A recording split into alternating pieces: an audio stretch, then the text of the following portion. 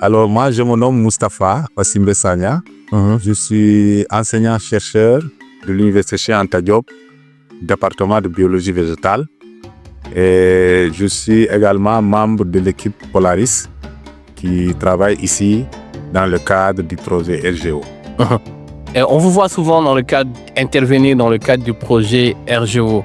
Et à quoi consiste votre intervention?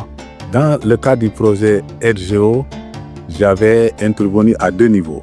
Le premier niveau d'intervention, c'est au niveau de la forêt classée de Sébikotane, où nous avons inventorié cette forêt pour essayer de voir un peu ce qui restait de cette forêt en termes de biodiversité.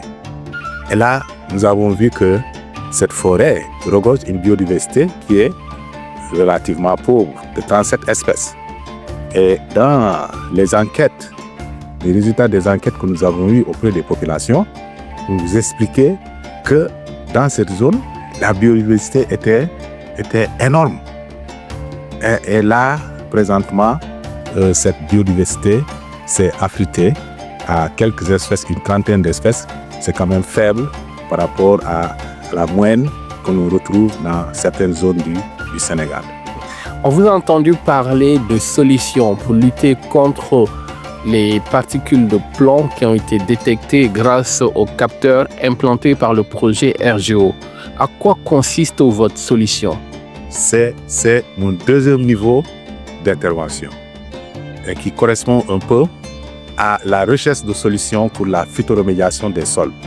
Alors nos partenaires nous ont permis quand même de pouvoir diagnostiquer un peu la capacité, la quantité de métal qu'on retrouvait tout autour des usines.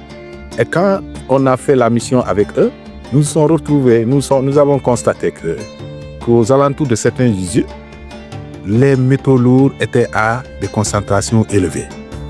Et c'est en ce moment que nous avons réfléchi pour essayer de voir si les plantes que nous avons ici, à Sébikotane, avaient la possibilité d'absorber ce métal, ces métaux lourds, et de les garder dans le tissu. Si on a cette potentialité, ça veut dire qu'en période végétative, on peut laisser tranquillement ces plantes pousser et ensuite les récupérer et traiter la biomasse.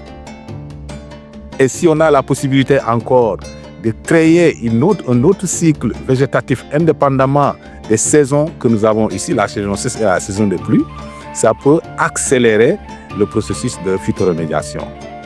Et là, c'est la solution la plus propre et la plus naturelle. Avec nos collègues qui sont là, de Marseille et d'ailleurs, nous allons affiner la discussion pour affiner le protocole que nous avons déjà mis en place pour la recherche de solutions. Est-ce qu'il est prévu un passage à l'échelle de pareille expérimentation dans d'autres zones du pays qui font face à ce genre de problèmes? Alors, pour le moment, il faut d'abord se nourrir de l'expérience de Sébikotane. Quand on aura de l'expérience à Sébikotane, on pourra faire face aux autres problèmes de pollution des sols qu'on peut retrouver dans d'autres localités du pays.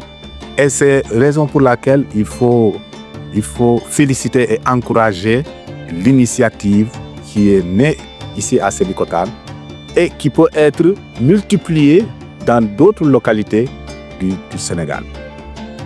Et sur ce, moi, je pense que Sébikotane doit être quand même une réussite pour que le projet puisse être prospère sur tout le territoire national.